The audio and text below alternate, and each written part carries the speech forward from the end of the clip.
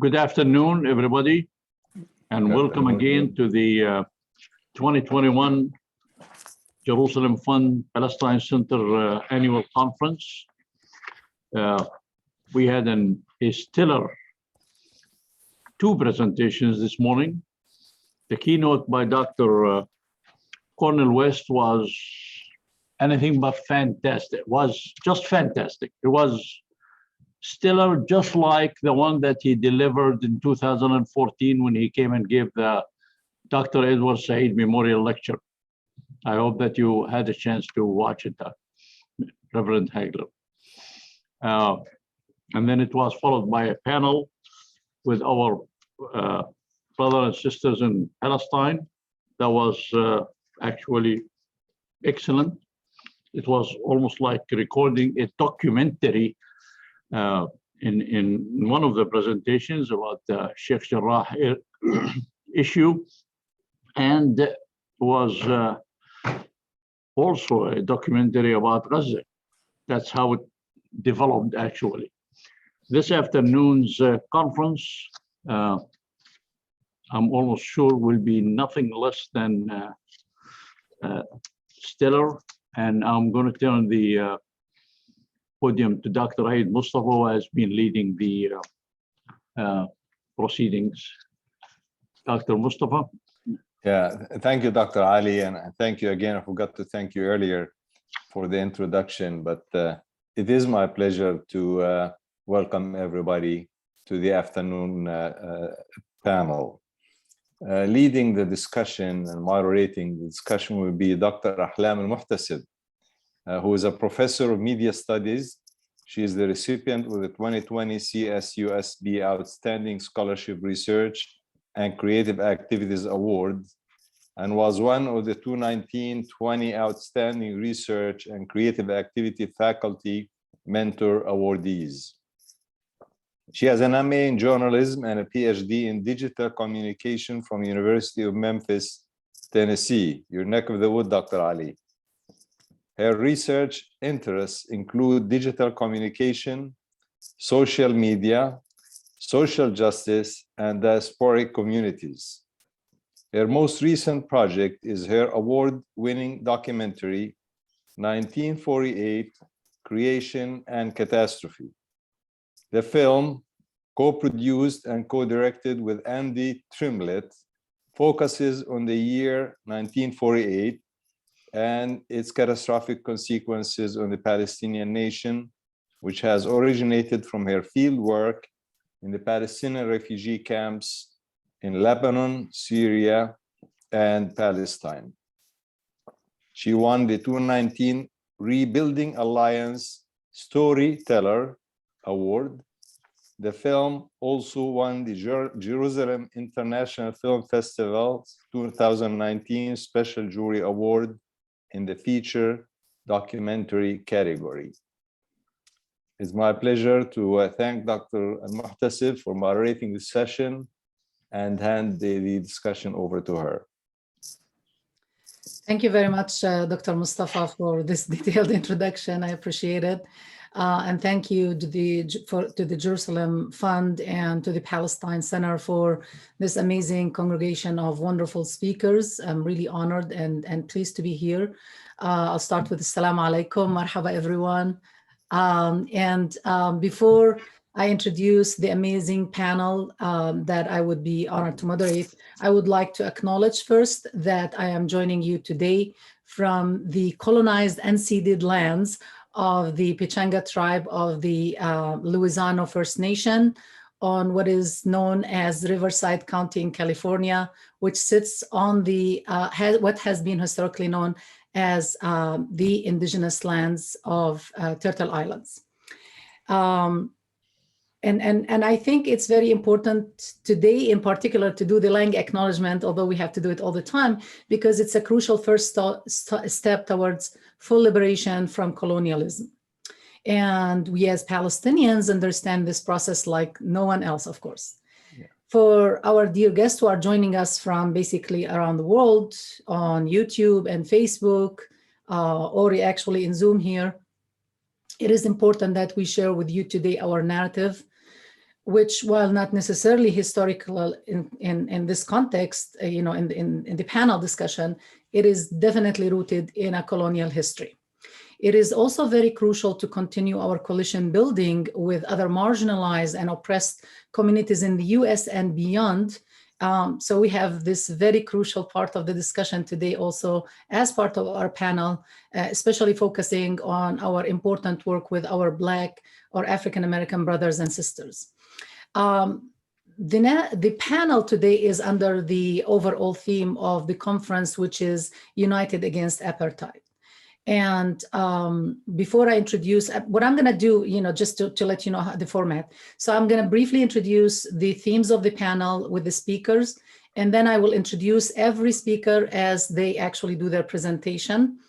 And after that, I will have few interjections, and I will also take questions from the audience and allow the speakers to answer those questions. But before I start actually this process, I would like to remind us all of the plight, one aspect of oppression in the Palestinian society today, which is very, very crucial, and that we shed light on it today. And I made a promise to the mother of Miqdad al-Qawasme, one of the hunger strikers, the 6 original hunger strikers, among the Palestinian prisoners on hunger strike, that I will always bring up their plight at every platform I have, wherever I go, wherever I speak. So please keep them in mind, and hopefully we'll have time to discuss their plight, as I think Kayed al-Fasfous today actually enters his 114 days on hunger strike.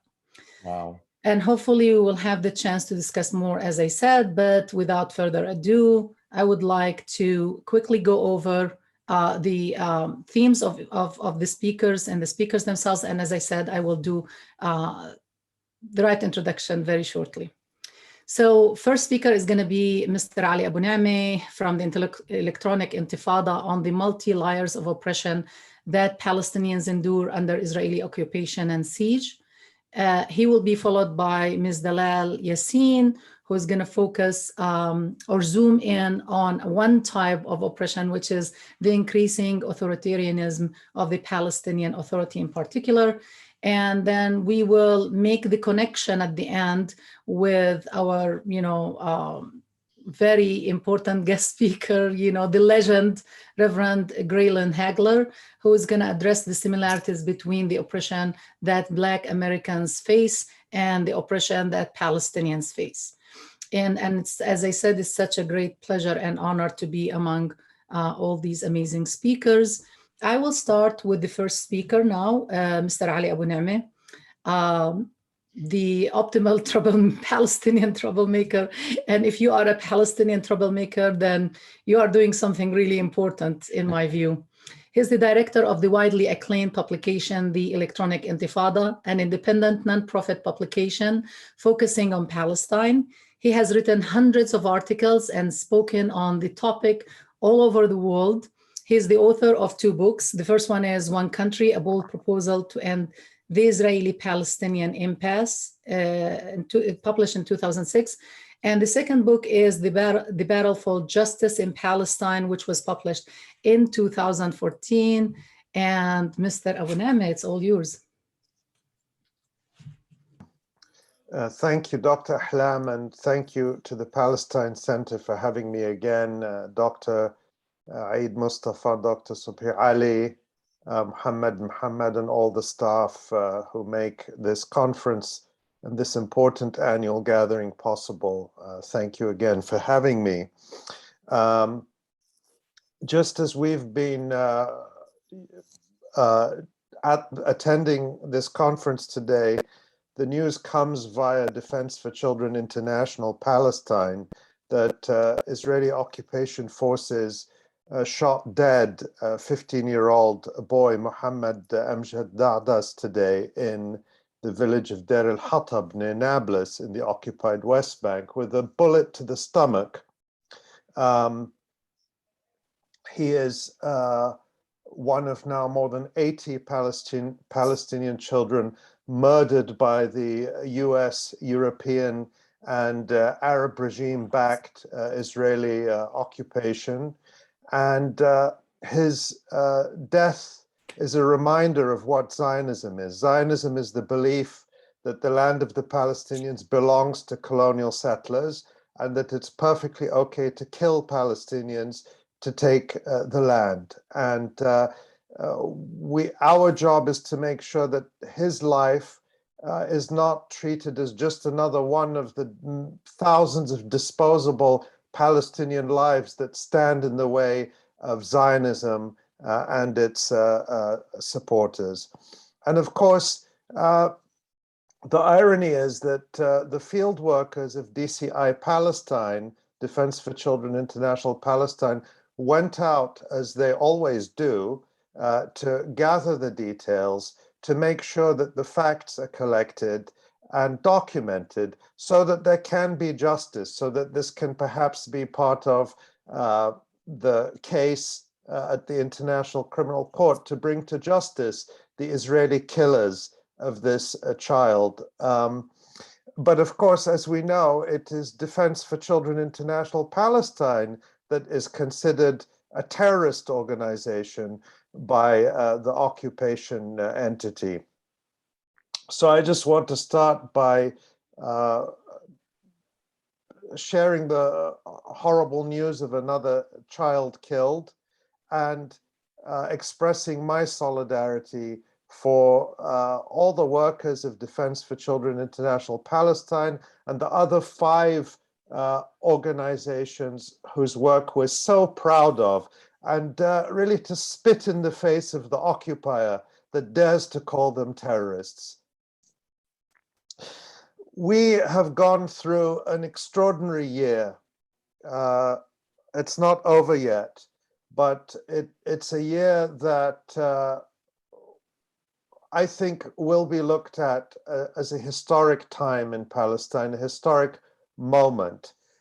In many respects, we have to start by talking about what happened in May. And earlier, of course, Dr. Munal Farra was talking about the horrific effects on children and on the society in Gaza.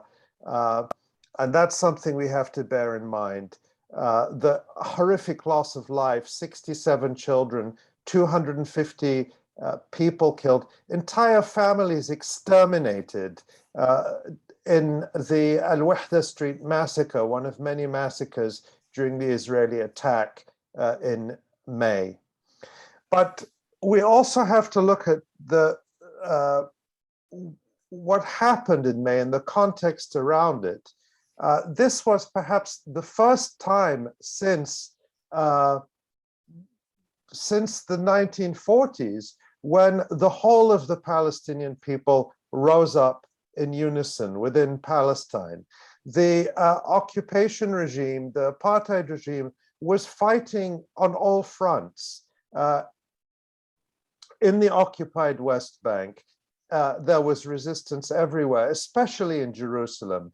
In Gaza, there was a tremendous resistance from Gaza in defense of Jerusalem against the Israeli assault.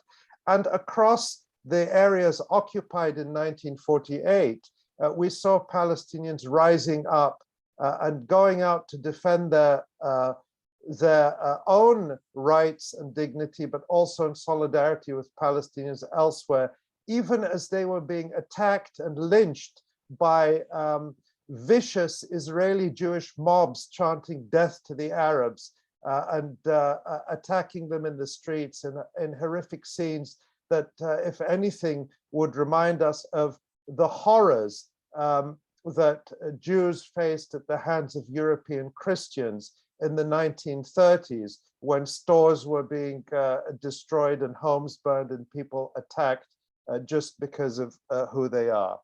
But we saw Israel having to fight on all 3 fronts.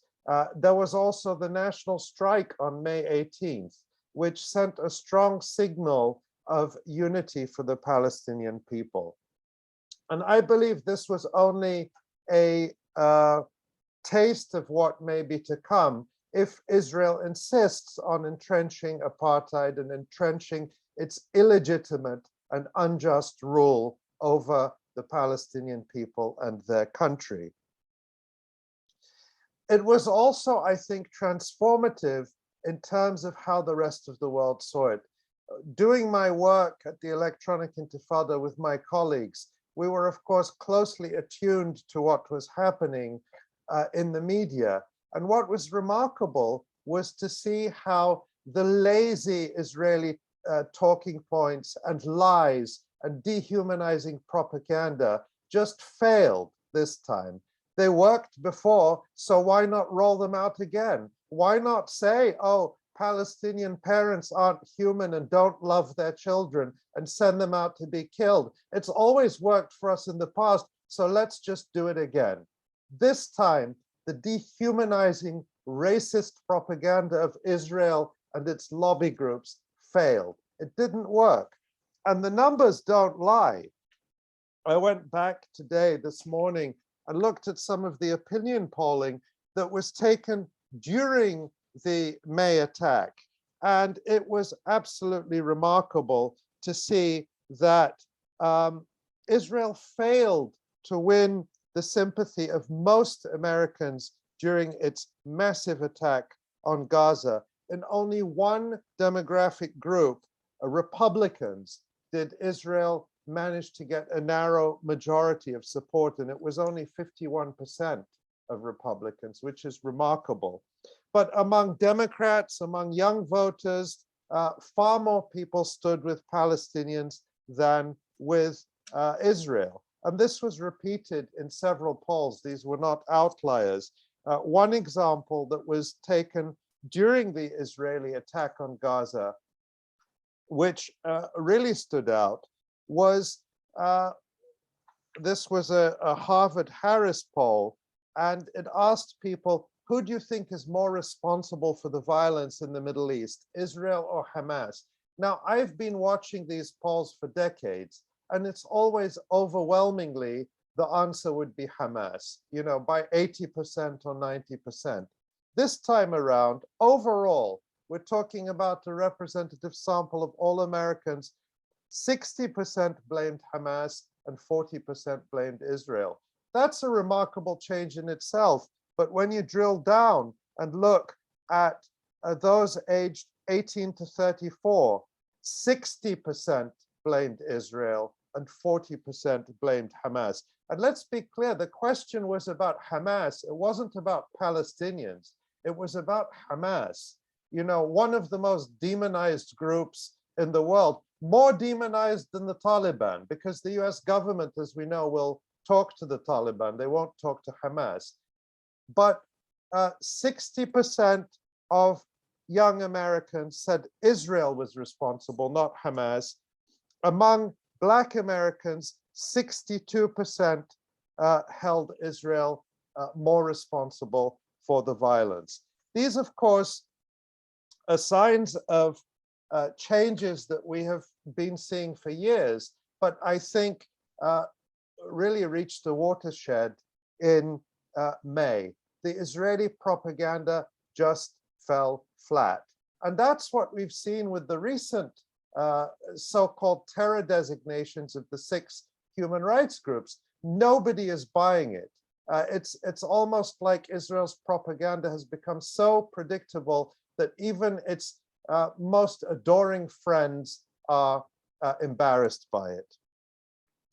I draw attention to the situation in the US in terms of public opinion and the transformations we see because the theme that I'm talking about is the multi-layered oppression Palestinians live under. And I don't want to spend a lot of time talking about, you know, the details of what Palestinians go through. I can't speak as eloquently about what's happening in Sheikh Jarrah as the people from Sheikh Jarrah who we've been speaking to, or people in Gaza who experience directly what's going on there.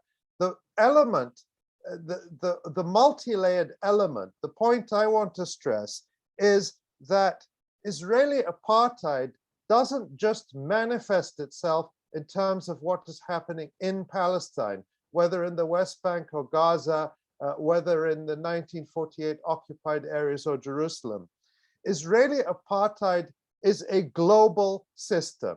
It is sustained globally. Of course, we know the role the United States plays, but the European Union plays an outsized role in supporting and sustaining this unjust system, all the while babbling about human rights and European values. There are no bigger hypocrites on earth than the European Union. But also Arab dictators and tyrants and tyrannical regimes. I always say, you know, if the Arabs were on the side of the Palestinians, Israel would have been defeated by now. Of course, I'm not talking about Arab people. I'm talking about tyrannical regimes and client regimes of the United States that are tripping over each other to kiss the feet and lick the boots of the killers of Palestinian children, of those who massacre entire families in Gaza. And we saw that in one of its ugliest manifestations just in the past week or so, when warplanes from the United Arab Emirates, and apparently from Jordan as well, although Jordan tried and failed to keep it secret, took part in exercises in the blue flag joint maneuvers with the Israeli Air Force in recent days. Can you imagine something more grotesque than the Jordanian Air Force and the United Arab Emirates Air Force flying alongside, and perhaps on the ground, the pilots patting the backs of their Israeli counterparts, the same Air Force and the same pilots who massacred entire families in Gaza in May? It's something that should provoke utter revulsion in anyone who, in anyone, but particularly among Arabs. And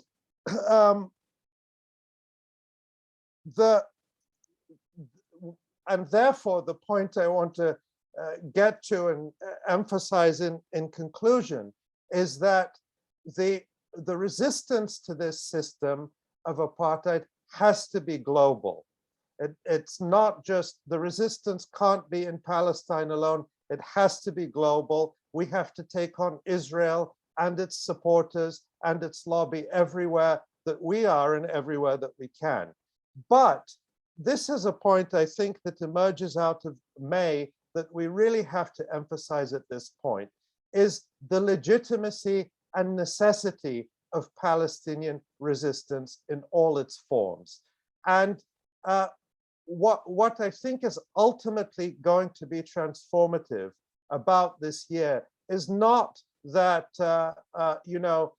this or that member of Congress made a vaguely pro-Palestinian statement on the floor of the House, or that the New York Times printed the pictures of the Palestinian children that Israel murdered this May. What made a difference is the resistance on the ground. Israel's miscalculation was they thought that they had Gaza contained. It's a little ghetto. They didn't think the resistance in Gaza would dare to initiate a military confrontation in defense of the families of Sheikh Jarrah in Jerusalem. They didn't expect that Palestinians across the country would come out and go on strike. And this, I think, was transformative. And for us here, or wherever we are in the world, we have to be willing to defend the legitimacy of Palestinian resistance, including the legitimate use of military force against the Israeli apartheid regime. Because without that, nothing else ultimately is going to change the equation. Israel could not conquer Gaza. It could not break the resistance. It could not break the resistance in Lebanon. And this is what will determine the future equation. I'll end with this. Israel is now in kind of a euphoric moment where they see Arab tyrants and they see all these people competing to rush to Tel Aviv and to show their faces alongside Israeli war criminals. Those alliances are illusory. They mean nothing. Remember that Israel had close alliances with Turkey and with Iran in the 1950s and 1960s and 1970s, and they crumbled. Israel thought at that time that if we, make deals with the periphery, that we will isolate the Palestinians, that we will make them melt away. The same is true now. Israel can make deals with every Arab regime, with every African regime, with every European regime. The Palestinians will still be there. And as long as the Palestinians haven't given up their rights and their struggle, Israel will never find a single day of peace or security. Thank you. Thank you very much, Mr. Abunimah. That was a very important, discussion of where we are now. And during, our extended conversation after the panelists, probably I would start where you ended and ask you to expand a little bit more on how detrimental those normalization processes had been actually on the ground for our Palestinian community on the ground. But for now, I would like to move to our second panelist. And it's my pleasure and honor to introduce to you Ms. Dalal Yassine, who is a non-resident scholar with the Jerusalem Fund and a non-resident fellow with the Middle East Institute in Washington, D.C. Her areas of expertise include human rights, refugee and women's rights, Palestine and MENA law, and politics.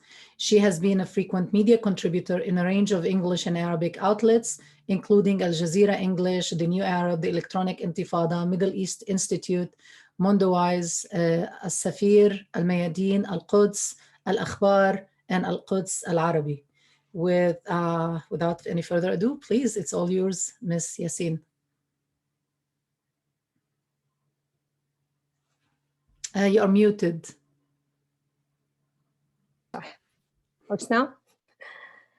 Okay, thank you, Dr. Ahlam, for moderating that panel, and thanks for the Palestine Center for inviting me to participate in this year's conference. It's a pleasure to be here. I'm an honor to participate on this great panel. The title of this year's panel is very timely and very important. It means ending the political division among Palestinians and uniting against Israel's policies of apartheid.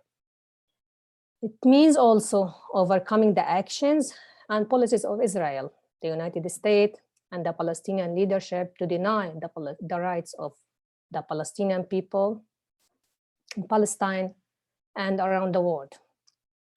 Today, I will talk about the Palestinian Authority's role in facilitating apartheid. Over the past 2 years, as many of you, leading human rights organizations have labeled Israel's policies as apartheid. If you haven't read them yet, you should. Although these reports are late, but they are welcome, and it's very important to know that they build on the work of Palestinian civil society organizations at the first International Conference Against Racism in Durban, South Africa, 20 years ago. A key piece missing from these reports is the important role played by Palestinian Authority in Israel's apartheid policies. For over 73 years, Israel has committed and continues to commit war crimes and the crimes against humanity, from the 1948 Nakba to Jerusalem and Gaza today. These crimes include settlements, looting of resources, seizure of land, collective punishment, torture, and ill treatment of Palestinian detainees, adult and children 6 years and old and above, and ethnic cleansing. And Israeli crime have been supported by the United States, and as Ali mentioned, the European Union, some Arab countries, and the Palestinian Authority. The Palestinian Authority, now led by Mahmoud Abbas for over 16 years, has not taken any real step to change apartheid. Fatah Party, also led by Abbas, controls the PA governing bodies, but it's not an independent movement. We can distinguish between the policies of Abbas, the PA, and the Fatah. They are one and the same. And all above three have become tools of the Israeli apartheid. Since its establishment, the Palestinian Authority has been mired in financial and political corruption. The current government, led by Prime Minister Mahmoud Shatiye, is no different. Shatiye is the Prime Minister in name only. All power and decision-making resets with Abbas. The Palestinian leadership constantly call on the international community to act against racist policies. Yet, the same international community rewards the Palestinian Authority for its security cooperation with Israel. This includes supporting the PA security services that target Palestinian civil society groups and activists and journalists. Security coordination has allowed Israel to consolidate its apartheid regime, while at the same time ensure the PA, Palestinian Authority's survival. In last June, the PA requested that Israel refill its stockpile of weapons and to increase the quantity of these weapons in order to suppress and disperse demonstrations. These protests erupted after the torture and the murder of activist Nizar Banat by the PA security services or forces.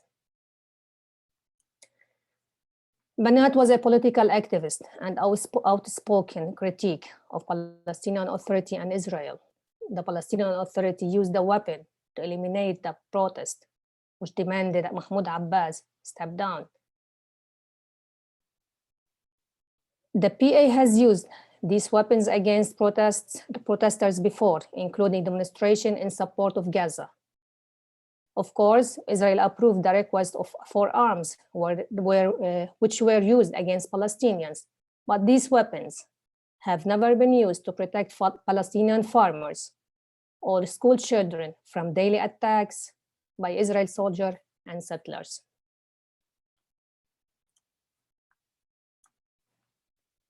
Security coordination with Israel is not limited to suppression demonstration. In the past 6 months alone, the Palestinian leadership did not provide any political support to residents in Sheikh Jarrah or to assist the protest in Jerusalem. The PA assisted Israel, in fact, with the capture of 6 escaped Palestinian political prisoners from Jalboua prison. And it has ignored Israeli campaign against 6 Palestinian civil society organizations.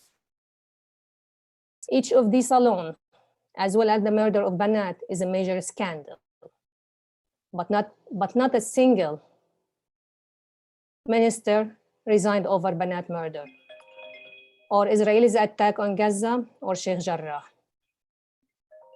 And the PA continued to exist, even though it's a burden on Palestinian people everywhere. Under Abbas, the PA has tightened its grip on all decision-making centered in Palestine and Palestinian society. This was observed with the canceling of a planned legislative council elections in May. Abbas has also exerted control over the Palestinian courts, media, and unions. It's important to remember here that the Palestinian Legislative Council has not met since 2007. And in 2018, Abbas dissolved the council. The May election for the Legislative Council were going to be the first election since 2006, when Hamas won. Abbas canceled 2021 elections because he and the international community was afraid that Fatah, which was divided before the election and still suffers from division, would lose and Hamas would win. Abbas is still running the PA, the Palestinian Authority, based on presidential orders and emergency law that he keeps renewing using COVID as an excuse.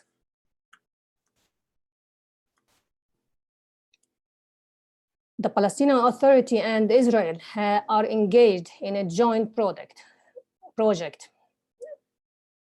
to weaken Palestinian civil society with the goal of eliminating Palestinian rights and the human rights-based advocacy.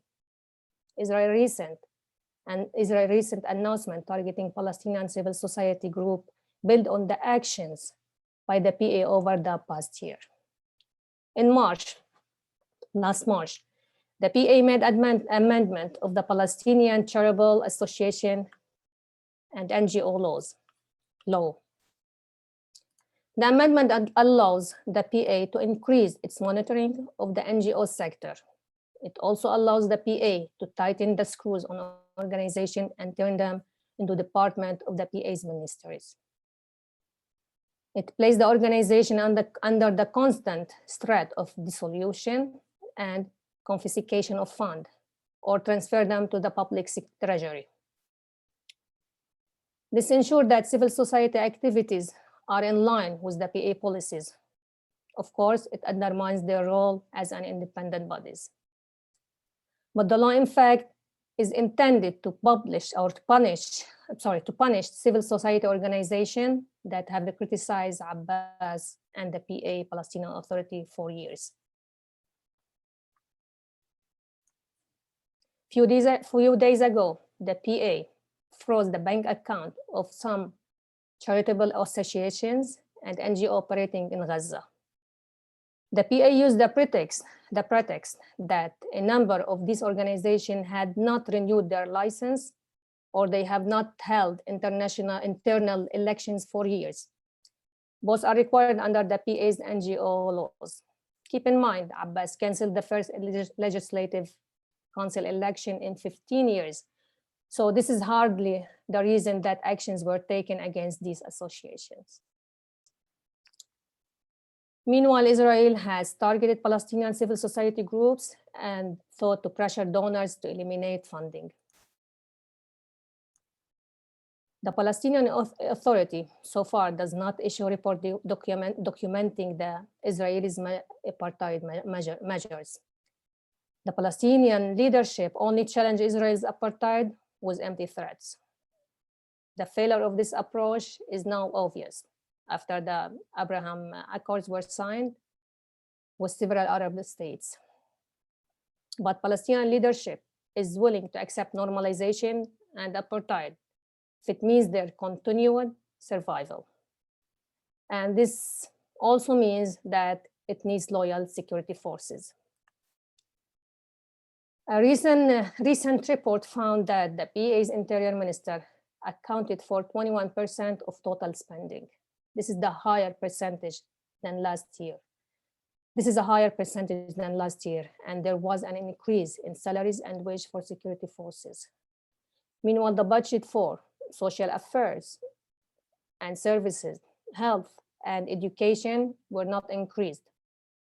Keep in mind that the PA is the largest employer in the West Bank, and one PA salary typically supports a family of 4 or 6 persons. This ensures loyalty and support at the family level for Abbas and leadership. Also, the PA failure to challenge apartheid is clearly seen in the treatment of Palestinian refugees. The refugee issue has not or has been ignored, with Israelis' apartheid is addressed.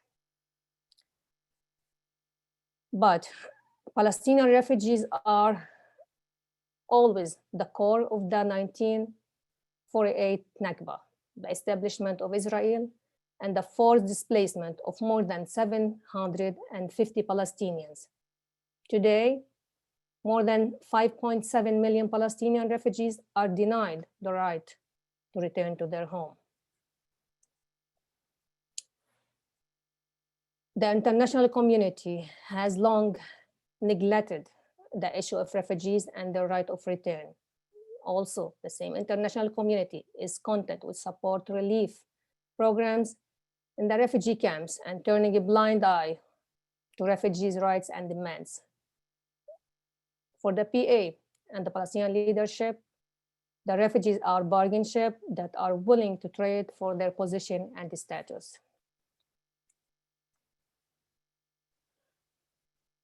To return to the theme of this year's conference, the Palestinian leadership is unable or unwilling to challenge Israel's apartheid policy.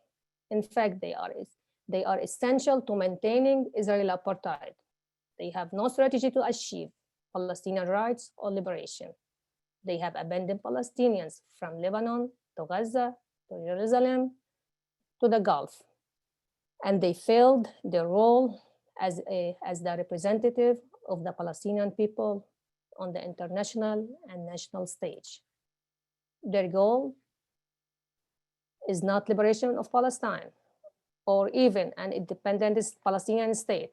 Their goal is to stay in power. Thank you. Thank you very much, Ms. Yassine, on this. I would actually describe your presentation as very brave, because a lot of us, activists, scholars of Palestinian origins would actually try to avoid such a very tough and difficult conversation because of its nature, of course, and it's a very sad reality, but we really have to address it. And I'm really grateful that you took on this very tough task and did a very good job. And I already have questions for you actually from the audience. We will again address those after our final presentation. And it is really my honor and pleasure to have a legend with us today, a legendary figure, especially in the Black activist movement. And it is Reverend Graylan Scott Hagler, who is the senior pastor of Plymouth United Church of Christ in Washington, D.C., and is also the founder and chairperson of Faith Strategies, which aims to organize, politicize, and articulate to the Washington, D.C. and the larger communities of the United States issues that are of paramount importance to racial and economic justice. He has been engaged in political ministry and organizing for more than 40 years, building an extensive network of associates and advocates to effectively address the many and various issues we face in our society. Reverend Hagler was educated in Baltimore Public Schools, Hampton Institute University, Oberlin College, and the Chicago Theological Seminary. Reverend Hagler brings this tremendous experience and insight to the political work and organizing. And today he is going to address the connections between the Palestinian struggle and the Black struggle in the United States and the different systems of oppression that intersect actually to produce very similar experiences. Please go ahead, Reverend Hagler. Bless you. Thank you, Doctor. So good to be with everybody, all this esteemed voices and faces and filled with wisdom and insight. I thank you for just allowing me to be here with you and to share a word or two. I'm gonna start out this way, actually, before I get into some other issues. I first had contact with Palestine in 1974. And in 1974, I was in an entirely different place. And I had an image of Palestine locked in my head from 1974, though I knew things had drastically changed. My next encounter with Palestine was in the year 2014, so 1974 to 2014, and to face what was there in front of my face versus the image that I was carrying in my head from 74 versus the image I experienced and saw in 2014. And then, of course, in 2016, I led a group of Black preachers to Palestine. And many of them were Christian Zionists when they left. And many of them had rejected Christian Zionism by the time they came back. And again, it was because people are fed a narrative and they are fed a history that is distorted. And they buy into that. They fed a theology that does not exist, and they buy into that. And so since we are really not trained in dissecting a lot of that information that we get. We go along with whatever the media is saying, whatever politicians are saying, and in that we end up, in a sense, from a distorted and confused intellectual place. So those are some of my experiences. Now, what I want to just say and talk about just a little bit is this issue that racism is something that people generally want to excuse and claim that it is not racist, it is not white supremacy, or it's not white idolatry, but it's something else. And therefore, it's not racist. Now, from my experience, you don't need to use the N-word to say the N-word. The N-word in America is now economic segregation. The N-word in America is voting suppression, using words like the radical left or Antifa. And white supremacy hides behind words like conservative or conservatism, the political right, and it is mainstreamed by the media and the feigned ignorance around racist words and racist images. For example, I think about the CPAC, the Conservative Political Action Committee that meets here, and you got every single white supremacist organization that attends that meeting, and then all of these politicians on the right show up to basically receive the imprimatur of any of these white racist organizations. But it's not racist, mind you, particularly when it comes to the media. It is only conservative. It is only the political right. And nobody uses those words out loud that would turn off a big part of the American public. So in a sense, folks are seduced into a racist paradigm without even understanding that they have been seduced into a racist paradigm. For example, the Proud Boys that has been in the news, a white supremacist organization, totally confused. I was watching this, a CNN reporter who claimed that it wasn't a white supremacist organization because the leader is a person with color. But as the saying goes, from the Black perspective, and I think from other perspective, all skin folk are not kinfolk. And so obviously the person who was with Proud Boys is there, and he's one of probably only person of color there that represents a viewpoint that is a self-hating viewpoint, and a viewpoint that continues to protect the white supremacist organizations such as that from the accusation of being called a white supremacist organization. Racism, white supremacy, white idolatry, which I choose to call it, because in a sense, you know, white idolatry is like folks worshiping an idol. And in a sense, you know, the power of whiteness is really idol worship because it is built upon a narrative and it's built upon an agreed approach that takes place. But racism and white supremacy and white idolatry, we must understand, is an international phenomenon. For me, it is characterized by segregation and Jim Crow in the United States. White supremacy existed with 400 years of enslavement in North America and South America, the Caribbean, off the coast of Africa, in Africa. The colonialisms on the continent of Africa demonstrates. Now, this may get me in trouble, but I'm gonna say it. It demonstrates a European avarice projected onto the world and is maintained by institutions through manufactured laws to justify oppression, colonialism, and occupation of other peoples and lands, and the stealing of other people's resources. That's what we find that continues to be played out over and over and over again in this world. The Berlin Conference of 1884, 1885 was when European powers sat around a table and formalized and justified their colonialization of the African continent. It did not start the colonialization of Africa, but it did formalize and concretize for European nations their so-called right to occupy and control African lands and African resources. Now, keep in mind, the slave trade had already been going on, and in some places had not ended yet.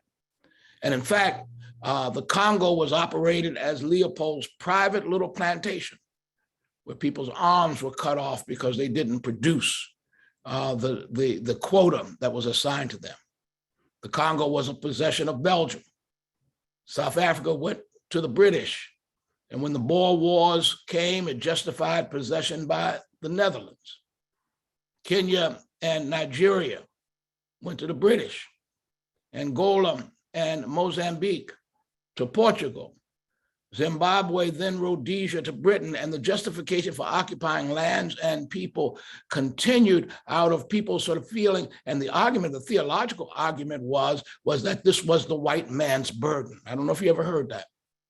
But the white man's burden was an ideology that just basically said that these people, these brown people, these black people would die of starvation and would die because of a lack of civilization. And therefore, since we have this superior place, it is our role on the world stage to go in and keep these brown people, these black people from starving to death in their lands and to give them organization and to give them government. That was the white man's burden. It was also the white man's burden to occupy other lands. You know the history of Palestine, falling under British occupation after World War I and through the so-called Balfour Declaration. The list goes on and on as folks continue to justify their enslavement, occupation, and colonialization of peoples. I point these things out just as white supremacy is organized worldwide, organized from an avarice, a place of greed, our abilities to resist it must be organized, and oppressed people must find unity with one another. We must find the similarities in our struggle and understand that racist and violent oppression is not just isolated to our own, but is used against others. And I always say this, nobody will be free until we all become free. That's what led me to be involved in the struggle in South Africa. Understanding that the struggle in South Africa was a mirror of the struggle in the United States of America. And the struggle in Palestine is a mirror of the struggle for Black folks in America. To know Jim Crow in South Africa and to know apartheid in South Africa is to know Jim Crow and apartheid in Palestine. To know Jim Crow and segregation in the US is to know Jim Crow, racism, and separation in Palestine. To know the misuse and racist application of law in the US is to know how so-called laws are used and applied against Palestinians. To know how media, such as news and mass media, such as movies, stereotype, dehumanize, and castigate Black people in the United States is to know how media, movies, et cetera, stereotype and castigate Arabs and particularly Palestinians. To understand the use of law enforcement in the courts in the United States, where Black Americans are incarcerated in state prisons at nearly 5 times the rate of whites. Nationally, 1 in 81 Black adults in the US is serving time in state prison. Wisconsin, where there's a trial that just started, that is going on, of a guy who killed demonstrators in Wisconsin. Wisconsin leads the nation in Black imprisonment rates. Of every 36 Black Wisconsinites is in prison. 1 out of every 36 Black Wisconsin residents, they're in prison. In 12 states, more than half the population, prison population, is Black. Alabama, Delaware, Georgia, Illinois, Louisiana, Maryland, Michigan, Mississippi, New Jersey, North Carolina, South Carolina, and Virginia. 7 states maintain a Black-white disparity larger than 9-to-1. California, Connecticut, Iowa, Maine, Minnesota, New Jersey, and Wisconsin. And I'm saying that because we clearly begin to see how courts and laws are used to oppress big swaths of the population, to keep people in check, to basically destroy the political integrity that exists within a community. And you know, that's the way laws are applied. Laws are manufactured. It's always interesting how people say, well, we are a land of laws. Well, you're a land of laws that have been constructed to protect the dominant culture and the dominant perspective and to oppress other folk, right? So the courts have all these rulings. All you got to do is look back at the court's rulings doing Reconstruction. Many of you know that after the Civil War, there was this period called Reconstruction. And a big part of Reconstruction is where one person, one vote was established by military occupation of the South. And that meant in places like Mississippi, Black folks got elected to the US Senate. In South Carolina, North Carolina, folks got elected to the Congress. 2,000 Black folks instantly assumed office throughout the country, particularly in the former Confederate states. And from that moment on was a thrust to create laws that would keep Black people from voting, keep Black people from participating, and also the setup of white terrorist organizations that would carry out terrorism and extrajudicial killings. Those were the red shirts originally, and they became the Ku Klux Klan in 1898 in Wilmington, North Carolina. Wilmington, North Carolina, a beautiful city by the river, by Cape Fear. A mayor was elected and the town council was elected, and the red shirts that night of election assassinated the town council and the mayor and had a list of Black folks that needed to be deported from North Carolina. And they could not return. Well, that went unanswered. There was no federal response to the murder and a coup d'etat that took place in the United States of America in Wilmington, North Carolina. And so what I'm pointing at is that when you see stuff going on in the occupied territory, such as all these settlers going crazy and all these settlers carrying guns and all these settlers terrorizing people and killing children and killing adults and brutalizing folks, we've seen it all before. We see it right now in the United States of America, particularly as Black people. It's just like right now in the Aubrey case, you got a jury that's been impaneled in an area that has a population of 25% Black folks. You end up with one Black person on the jury on 3 men who assassinate, murder a young man jogging through the neighborhood. And so what I'm getting at is that we need to understand that racism is an international phenomenon, and that just because your skin may be a little lighter does not mean that you're exempt from the paradigms of racism. Because we all get framed and stereotyped in a particular way so that the dominant culture, or what tries to be the dominant culture, can steal land and people, control narratives, control history, and controls the way we view the world. The last point I want to make, and I think this is important for Black folks, is to really begin to deconstruct and reconstruct the theology that we practice in here in church, to begin to look at it with a different lens. You know, like we know that the Zionists use scripture to therefore justify the occupation of the land, their so-called ownership of the land. But I got news for you. Racist folk have been using scripture to enslave folk. You know, they used to take Black folks down and they used to read from that place in Paul every single Sunday to Black enslaved folks, which said, slaves, be obedient to your master. So it's always used, the theology is always perverted into something else to be used. And so we gotta, in a sense, we gotta deconstruct it and reconstruct it. Because Jesus, as I say and said, Jesus is a Palestinian. Jesus is fighting against occupation. Jesus goes to a cross by those forces that had occupied.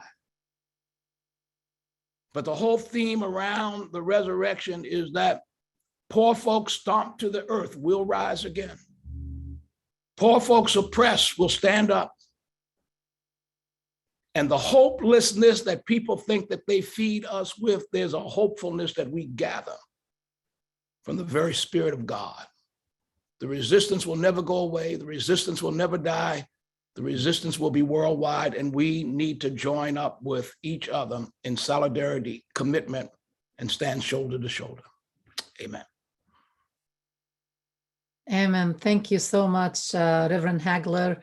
What a great note to end our presentations today. We still have an hour, of course, for the discussion, but thank you for sharing your thoughts and also the very important connections you made, like your intersectional approach really to deconstructing the different systems of oppression, both in the case of Palestinians and in the case of Blacks in the United States and beyond.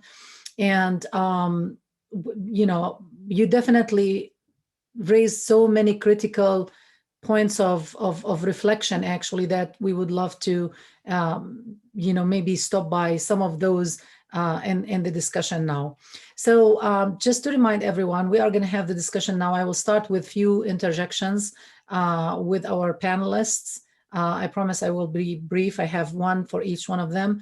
And then I have a few questions from the audience that I would like to go over as well.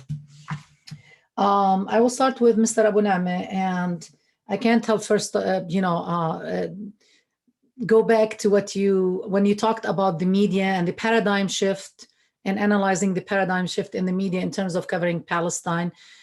You also briefly mentioned the New York Times, etc., and how, you know, there was a tiny shift, you know, towards a bit more accurate representation of the Palestinian narrative.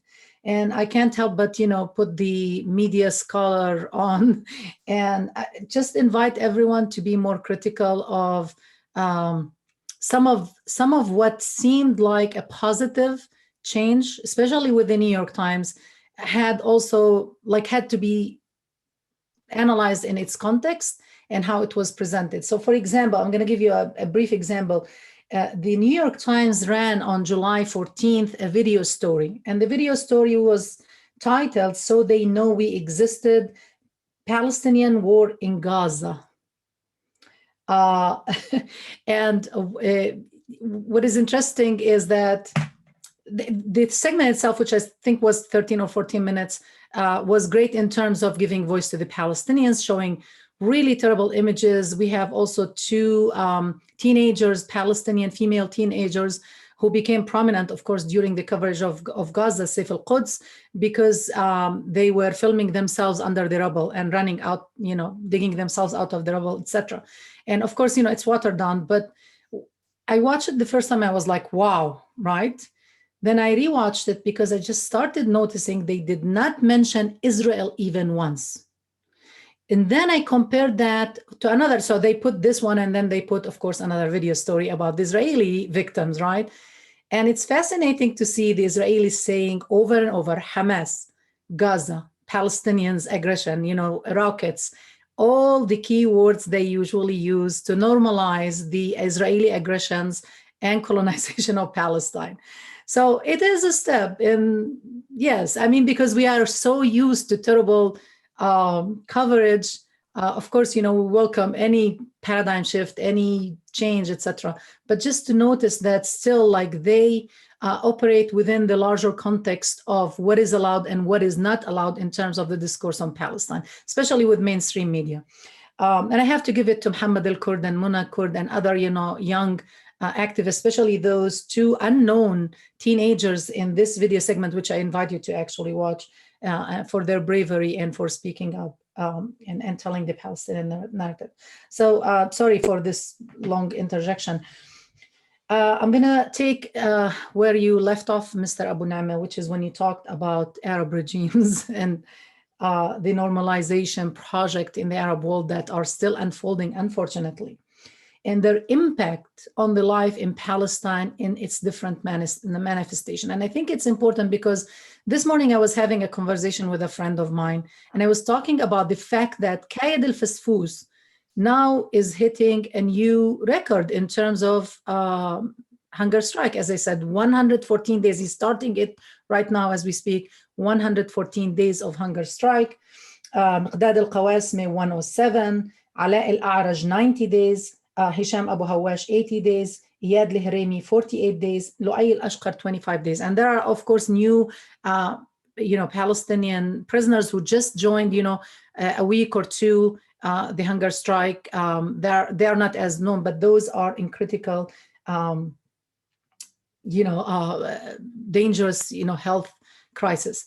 And I was talking to this friend and I was like, how could this be allowed? Like, it seems like Israel hit a wall, and they just actually on Friday reinstated Qaid al-Fasfus administrative detention, and after they froze it, etc. So playing those games, and they seem to, and I think part of it that we agreed is the fact that we don't have the same support that we used to, at least from, not from the Arab regimes, of course, but at least from the Arab people. It seems like we're getting into this hopeless case among the masses. Can you address this, the impact, the tangible impact on life in Palestine because of those normalization projects, one after the other?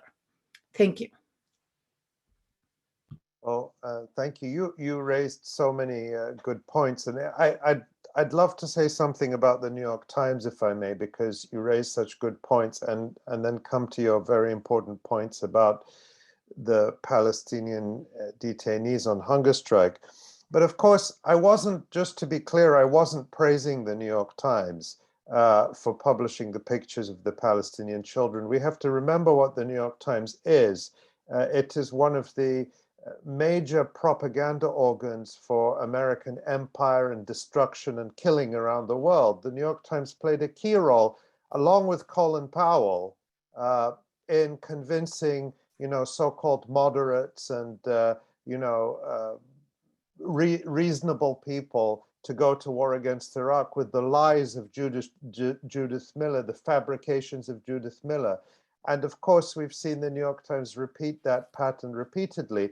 And for decades, the New York Times has been the champion of Israel's killing of Palestinians. I remember 20 years ago, during the Second Intifada, I wrote a chapter in a book about, New York Times op-eds and Washington Post op-eds. And it was natural and common for New York Times and Washington Post articles to claim that Palestinian parents send their children out to be killed to make Israel look bad. Can you imagine this kind of Nazi-style propaganda against any other group of people? And it's been going on for decades and decades to say, Israel may be our worst enemy, but I will never say Israeli parents don't love their children, because that's counterintuitive. I believe that Israeli parents love their children like other human beings love their children. It goes against my sense of what it is to be a human being to claim that any group of people would send their children deliberately to be killed just to make someone look bad. But the New York Times published those lies and still publishes them. I'm sure you can still find them. So I'm not impressed by their crocodile tears for the Palestinian children who were killed in Gaza, nor am I grateful for it. It simply reminds me of the utter contempt they've shown for Palestinian lives for so many decades. But the point I want to get to here is, what's our goal? Our goal is to end Israeli apartheid. Our goal is to end Israel's Zionist system of oppression and land theft and colonialism. Our goal is not to have positive portrayals of Palestinians in the New York Times. Now, if we could argue that having positive portrayals of Palestinians in the New York Times would help the goal of liberating Palestine, I'm all for it. But I don't believe that's the case. I don't believe that just by, the New York Times is happy to publish things about Palestinian recipes and Palestinian folklore, and that doesn't threaten them. On the contrary, it allows them to whitewash themselves. Look how open-minded we are. We even published this article about, how wonderful Palestinian food is. But what the point you made is, it's within a framework where they will never allow a fundamental questioning of Zionism and the racist ideology that underpins it. So I just want to say that we sometimes, I think, we can get too focused on, well, what's the Palestinian image in the media? I mean, during the struggle against apartheid in South Africa, the media in this country and around the world in the so-called West demonized Nelson Mandela. They called him a terrorist, and they said the ANC are communists and they're going to throw the whites into the sea. It's only now and afterwards that, you know, Barack Obama and all those people, you know, claim that that Nelson Mandela was a great hero, and world leaders went to his funeral. People like David Cameron, the former British Prime Minister, who called him a terrorist and who supported Mrs. Thatcher's policy of demonizing the ANC. So actually, what that tells us is that it's not our image that is going to liberate us. It's not if the New York Times publishes nice things about us. It's what is the balance of forces and the balance of power.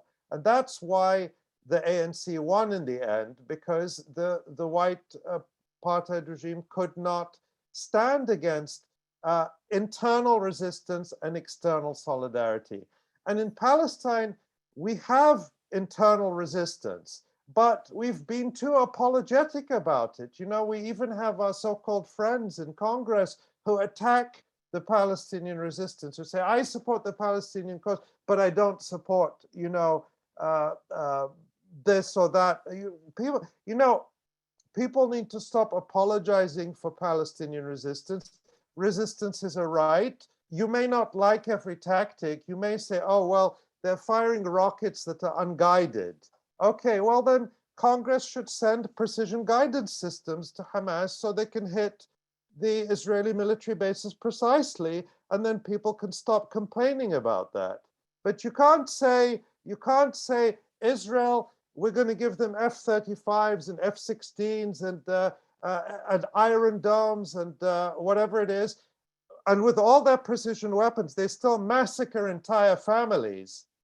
And then say that Palestinians need to go to the International Criminal Court because they fired unguided rockets that killed a fraction. I mean, every life is precious, but Israel's so-called precision weapons kill orders of magnitude more innocent people than the Palestinian so-called unguided rockets. So my point here is that the balance of forces changes because of resistance, and resistance takes many forms. It includes boycott, divestment, and sanctions. It includes a legitimate armed struggle that every colonized people has waged in its history, including in South Africa, and it includes all sorts of political work. Now, so I'm just saying that because I think sometimes the focus on the media can be, if we just make Palestinians look nice, things will get better. And that's not in reality. There's no people that was ever liberated because the New York Times published nice things about them. So that's just the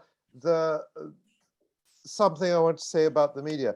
In terms of the masses and the effect on Palestinian, you know, I mean, I don't think it's true that there is less support among Arab people or other people. On the contrary, I think there's more support for Palestine. And we saw that in May, when you just saw the mass demonstrations all over the world, and including the Arab world, huge demonstrations. People in Yemen who are being bombarded and killed and starved to death by the Saudis and the United Arab Emirates, of course, with full support from the United States and the British and the French and all those other lovers of human rights. In Yemen, hundreds of thousands of people, if not millions, come into the streets for Palestine.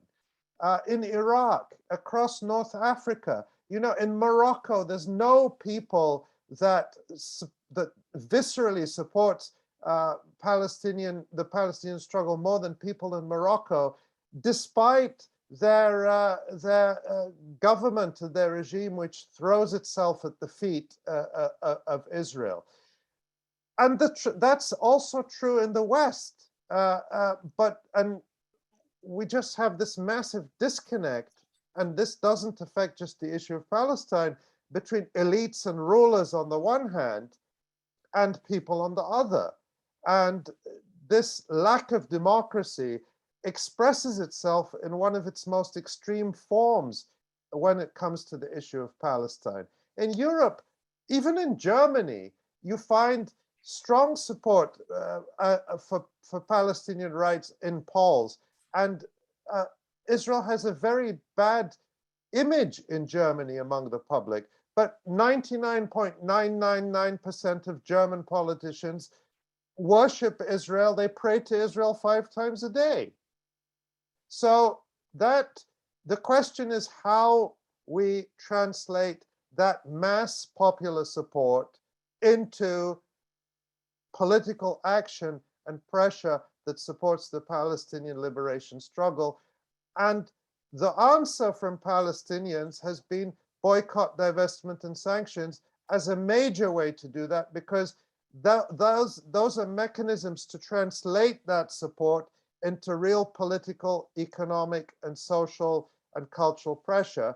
And it's building, the momentum is building, it's working, it takes time, we need more of it. But, look at how crazy Israel went over Ben and Jerry's. Like, they mobilized the whole Zionist state and its lobby apparatus to go after an ice cream company in Vermont when it announced that they won't sell their ice cream in the settlements. They went after Sally Rooney, the Irish author, because she refuses to allow the company, by the way, Modern Publishing, which publishes books for the Israeli Defense Ministry, books which undoubtedly include manuals on how to more efficiently kill Palestinians and steal their land. She refused to publish her book with them, and for that, she's being called an anti-Semite and, being trashed. But she stood up to it. And I think that, that speaks to her character, that she's standing up to it. But it also speaks to the changing context where people can be more courageous and they can stand up. But, there's more to say on that, but I've taken enough of the time, so I will leave it there. Thank you very much. Maybe we can come back to you a little bit later, when we have more questions. And I just want to clarify that I didn't mean to say that you were romanticizing or celebrating the New York Times. On the contrary, I wanted you to talk more about. No, I understand that. Thank you. But thank you so much. These are very, very crucial points to raise, actually. So I'm going to move to Ms. Yassine, and I actually have several questions, but maybe I will zoom in on one in particular, because maybe I spent the last 15 years focusing on the issue of the refugees, studying refugees' narratives of Shatat or Nakba, documenting those narratives, etc. So I always have a special, interest in knowing usually the impact of anything on particularly the refugees. If you don't mind, can you discuss with us how Israel's apartheid policies impact Palestinian refugees inside and outside of Palestine, and link that, of course, to the complacency of the Palestinian Authority, if you don't mind? Like how also the Palestinian Authority itself is undermining such important, rights of our people inside and outside of Palestine. Yeah, sure. As I mentioned before, the PA's failure to challenge apartheid is seen in the treatments of Palestinian refugees. The refugees issue has been ignored when Israel's apartheid is addressed, as I mentioned. In Lebanon, for example, more than 250 marginalized Palestinians are forced to live in camps that do not meet the minimum requirement for a decent life. They are deprived of civil rights and their refugee status, like their parents, grandparents, and the great-grandparents before them, who are the first generation of Nakba.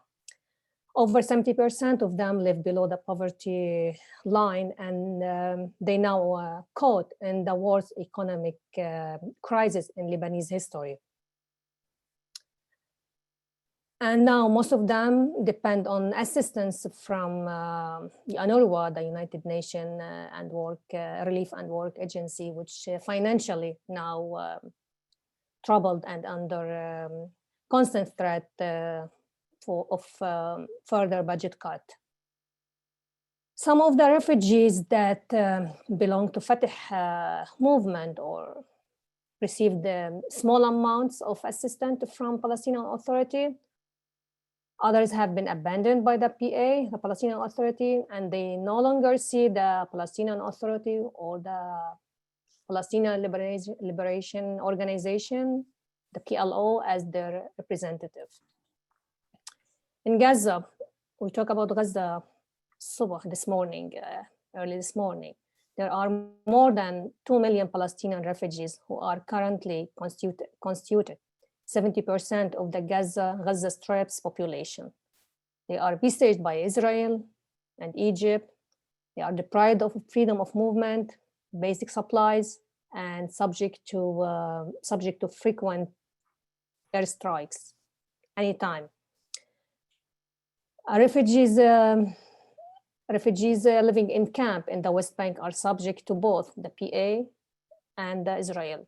And as we saw with the escaped of prisons, the Israel was the assistants from the PA arrested their family members in Jenin refugee camp to pressure the prison to surrender. Also, the Palestinian refugee community in Syria has been devastated by the civil war, and some of them have become refugees yet again in Lebanon, and now living in extreme poverty and danger of the pandemic. In Jordan, also Palestinian refugees in Jordan they are in better situation, but again, Palestinian refugees cannot be reunited in their families in Palestine or return to their homes. As I said before, the PA is not doing anything to help the refugees or to help to solve the refugees issue or address it when they talk about apartheid. Thank you.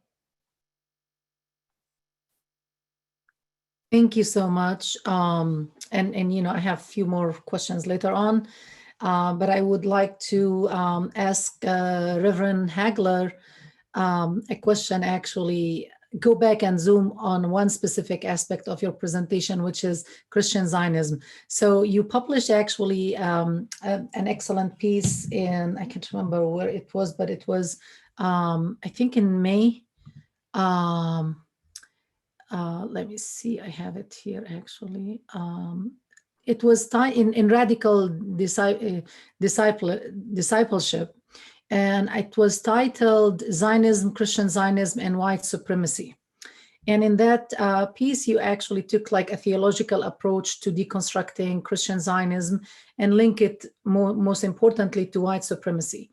And if you don't mind sharing with us, like expanding a little bit that conversation and sharing your ideas about this very crucial source of oppression for Palestinians in maintaining, of course, the colonization of Palestine. Sure. Thank you. And each of them, white supremacy, Christian Zionism, and Zionism, requires a point of view of exclusivism, right? That you're special from all the other populations in the world. Somehow, the history that applies to other people do not apply to you. The restrictions in terms of values and morality that applies to other people does not apply to you. And therefore you have a perfect right in order to manipulate and use folks. Now it's interesting also because a rabbi that's very often quoted named Buber, who was at the Jewish seminary in New York. He writes a book called I and Thou. and he speaks about how people approach God as sort of an object to be manipulated. And his argument is, therefore, they approach other human beings as an object to be manipulated. And so it's a usage of God, and it's a usage of people, because obviously you're approaching life as if it's a commodity to be bought, sold, and traded. And you're the one that's the market. You control the market. You make the market. White supremacy does it. Zionists do it. Christian Zionists do it. Because when you really look at each of the models, it's built upon this idea of dominance, this idea that manifests itself in forms of occupation and colonialism. So sort of like Christian Zionists would say that all the Jews need to be gathered back in what they call Israel for God's prophecy to become manifest. And then Jesus will come again. And then all of the Jews would have to convert to Christianity to be saved or go to hell.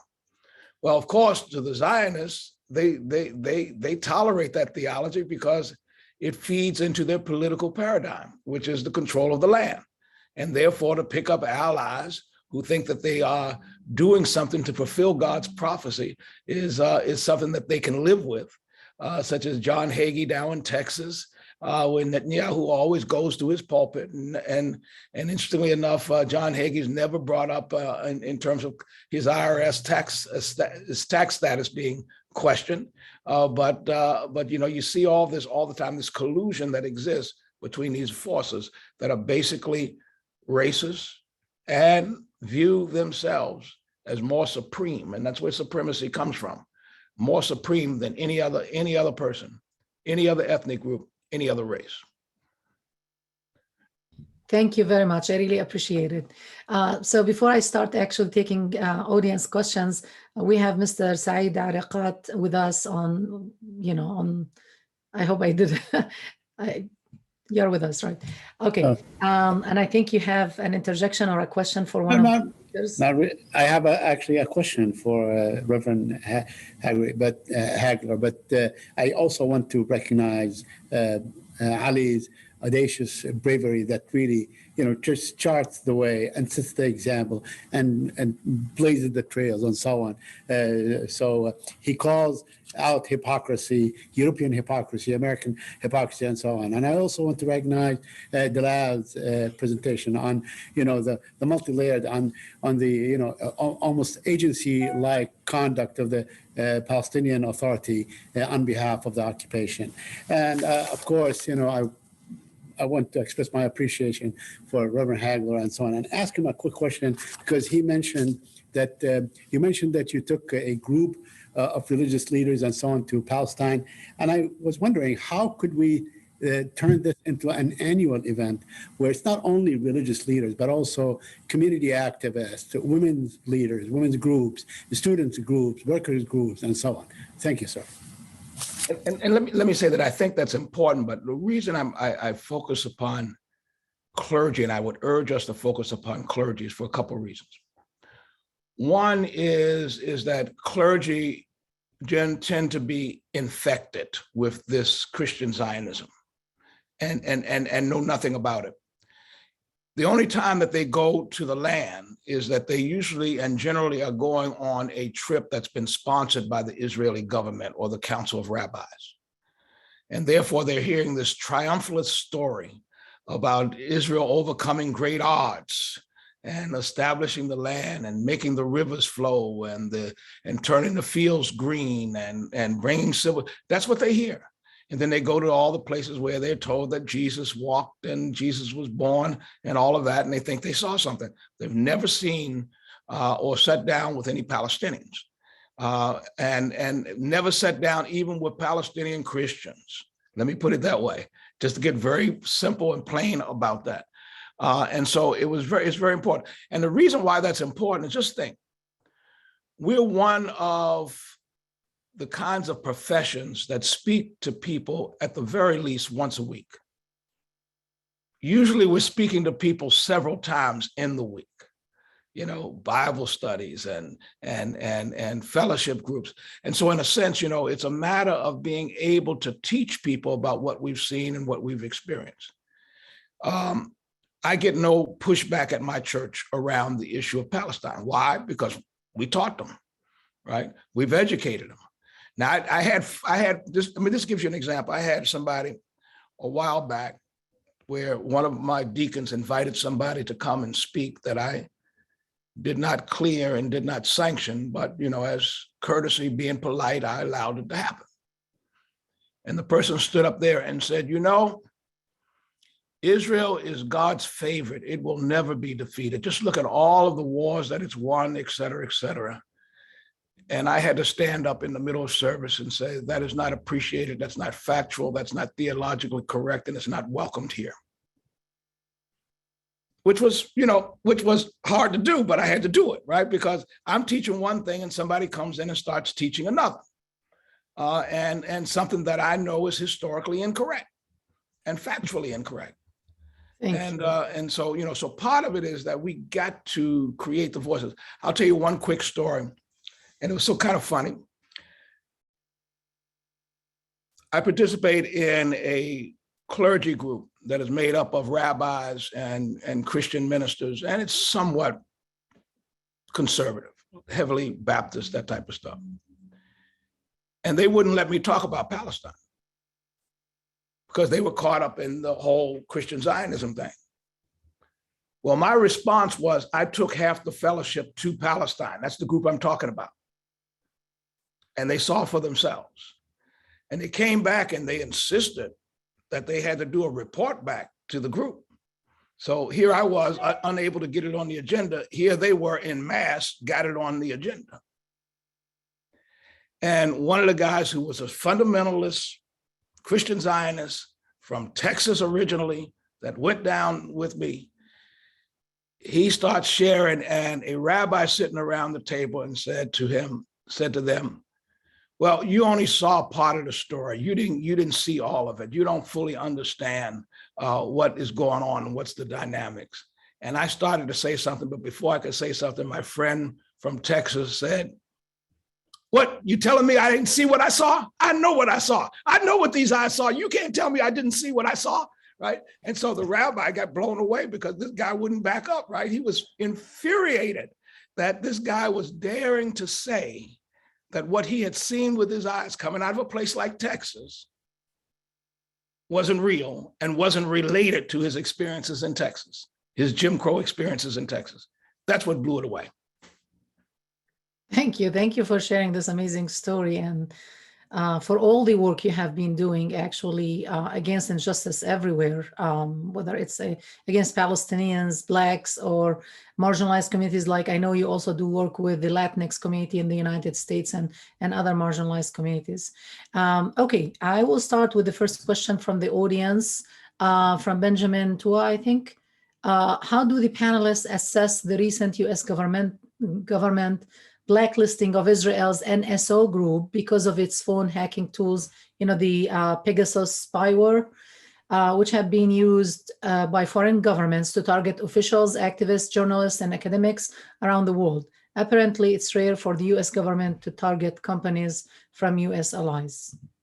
Anyone who, this was just a general question. It was not addressed to a particular panelist. Anyone would like to take on this specific issue? I think this is Ali's area. We designated for you, Ali. It's okay. If you don't want to answer it, I could give a quick answer and we can move to the next one. I want to make sure we hear from everyone. Okay, let me read. How about if I read like 3 questions and then I'll let you, we'll do a round of answers. Yeah, that might be a better use of time. All right. So the second question is actually for Ali. You mentioned the hypocrisy of the European Union. Their words are nicer, but they continue to provide extensive support for Israel. Do you think that this will change anytime soon? Are European populations more sympathetic, and will they hold their governments accountable? Let me take another question, and this one is for Dalal. The PA has been unpopular for a while, long before the recent crackdown on Palestinians. Do you think we are close to a Palestinian revolution that will overthrow it? And lastly, a question, I have others, but for now, For Reverend Hagler, is there an organized movement within the Black community and particularly within churches that attempts to move people away from Christian Zionism? So let's do it in the same order, I guess, just for smooth transition, you know. How about if you start, Ali, to answer Okay, whatever thank you. answer. Thank you. And I just wanted also thank Saeed for his kind comments and also share his comments regarding Dalal and Reverend Grayland's presentations. I feel like without much coordination, we really hit on a lot of the we covered so much ground that is so interconnected. And regarding the question about the European Union, the EU plays a particular role. You know, it's always placed like it's between the US and the EU is a good cop, bad cop game. Everyone understands that the US is the bad cop, that it stands with Israel with a straight face.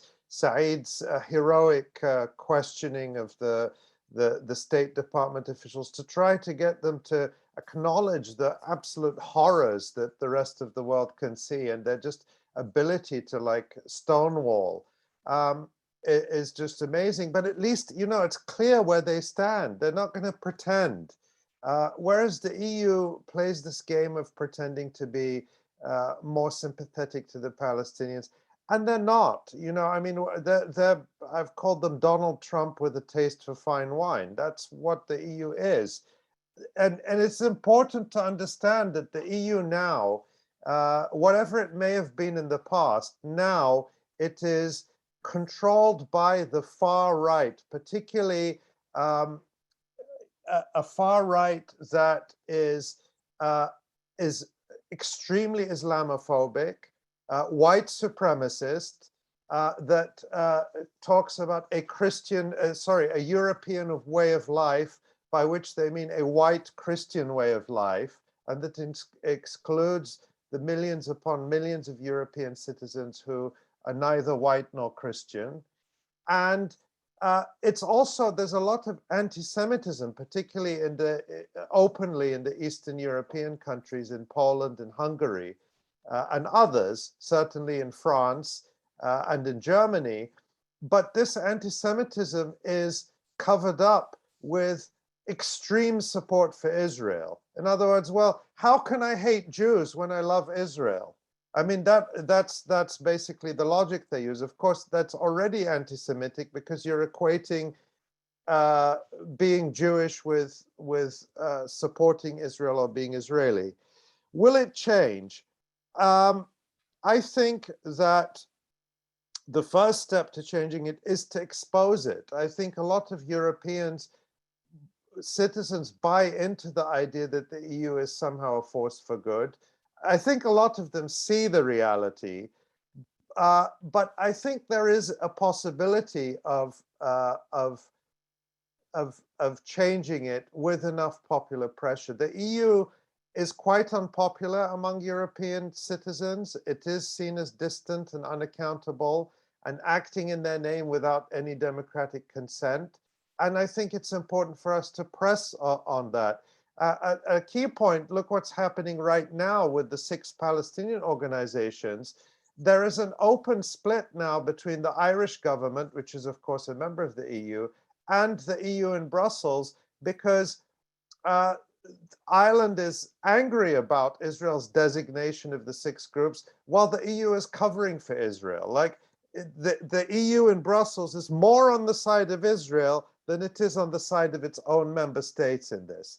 So I think that there is broad support in Europe, popular support, trade union support, even political support. You'll have politicians who will be far more outspoken than in the US.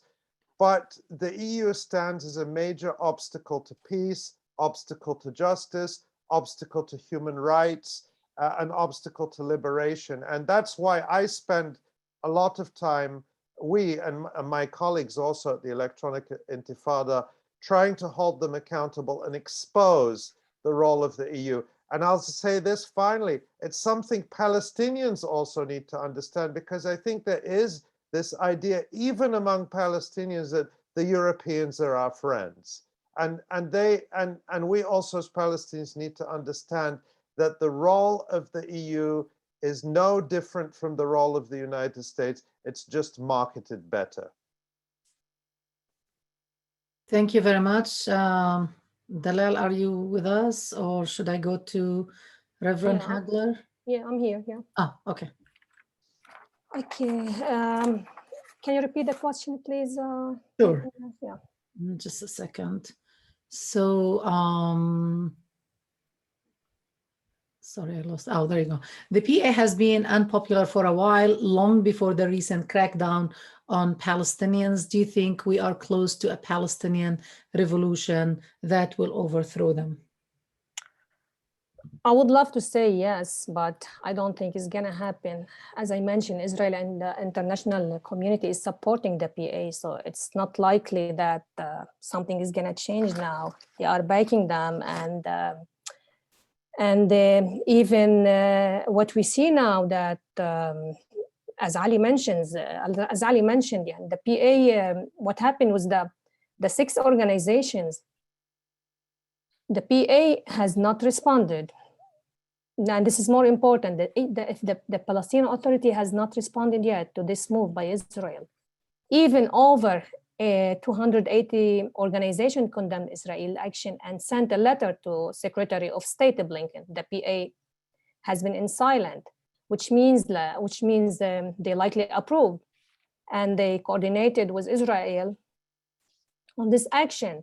So there is a lot of support to the PA. I don't think anything is going to change. Also, they're trying not to mention anything about what's going on with the organization, this human rights organization. A few days ago, the Palestinian Authority participated in the climate conference in Scotland. The Palestinian Minister Shati addressed the suffering of Palestinian farmers as a result of climate change, but he ignored that Israel recently designated the Union of Agriculture War Committee as a terrorist organization. Of course, this union is one of the most important civil society organizations in Palestine. It supports farmers and works to strengthen their resilience and their sovereignty over their resources, and contribute to the development of Palestinian agriculture sector. Here again, the PA silence, and there's their past action on monitoring funding, amending the law governing NGOs demonstrate their complicity. So they are supported by international community, and I don't think there's any changes is going to be. It's going to happen soon. Thank you very much. Reverend Hagler, would you like to take on the questions you were asked? Sure. There are numbers of groups that are currently working within the communities of faith to correct the theology around Christian Zionism. In fact, and some, you got some predominantly white denominations and some Black church movements and more progressive church movements that really focused upon that.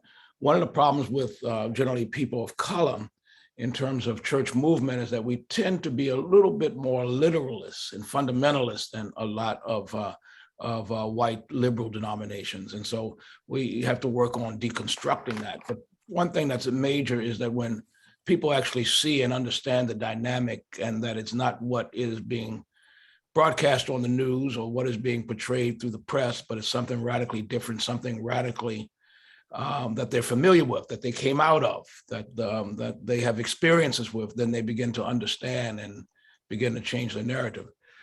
It was interesting, Elie Wiesel's son wrote a opinion piece in the Washington Post, And he wrote that right after basically the Washington Episcopal Cathedral, the National Cathedral, unveiled that they had done a wood carving of Eloise. And his son used that to write that his father was a Zionist and he believed in the state of Israel and on, and used that basically that news story from the Washington Cathedral as a sort of jumping off place for them. I was there that week where I had to do a service at the National Cathedral, and I was talking to the rector there, and actually both of them were Black.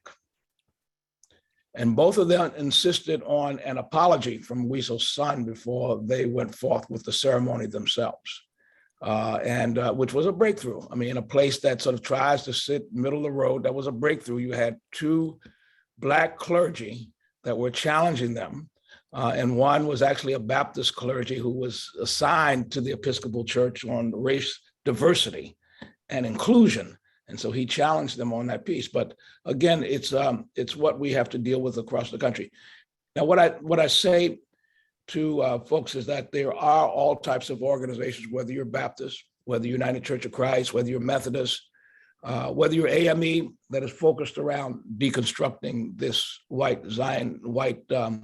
Christian Zionism.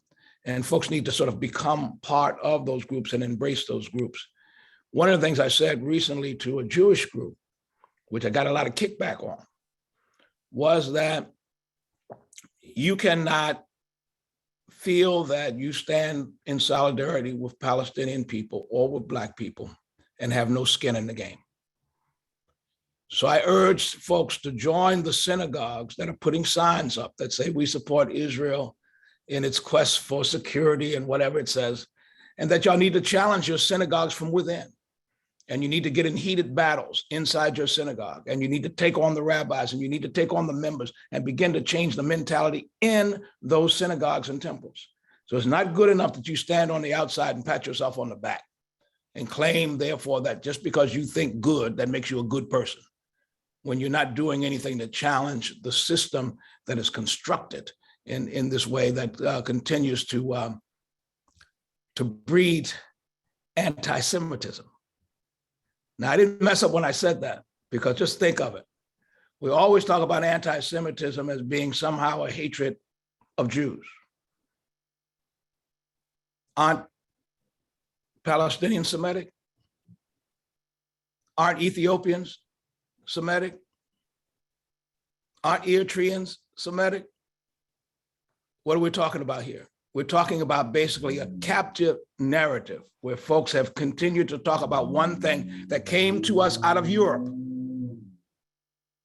did not come to us out of Africa, did not come to us it came to us out of Europe. And so we're still paying for basically a European sin. And they're using that European sin to try to hold everybody captive. Thank you very much. I really appreciate all of your answers and responses. I'm just enjoying the conversation, really. We have the last 4 questions. One is for everyone and 3 for each one of you. I will read them and probably will conclude the panel after that. We have only 10 minutes, and I think Dr. Mustafa probably wants to wrap everything up. Is that okay, or do you want me to finish now? No, you can have the questions. It'll be fine. Okay, those are the last. Okay, that's fine. All right, so for all the speakers, what can be done to put pressure on Israel? For Dalal, why would the PA think it would be helpful to repress its own people who live under occupation when its approval rating is already extremely low? I guess you answered this, so it's up to you if you want to answer it or not. It seems so foolish. For Reverend Hagler, do you know anything about the attitudes of young Black Americans regarding Palestine? Are they more aware about the Palestinian struggle than the older generation? And for Ali, how can people navigate supporting BDS without it basically ruining their livelihood, since there are states such as Texas who give the ultimatum, do not support BDS or you will lose your job? I feel that this kind of making people hesitate, I think making people hesitate supporting the movement because they do not have the resources to do so, just in case they do lose their job. So let's start with the same order. Well, first, we'll start with Dalal because the first question was addressed to her. And also if she wants to take on the general question. And the general question was, what can be done to put pressure on Israel?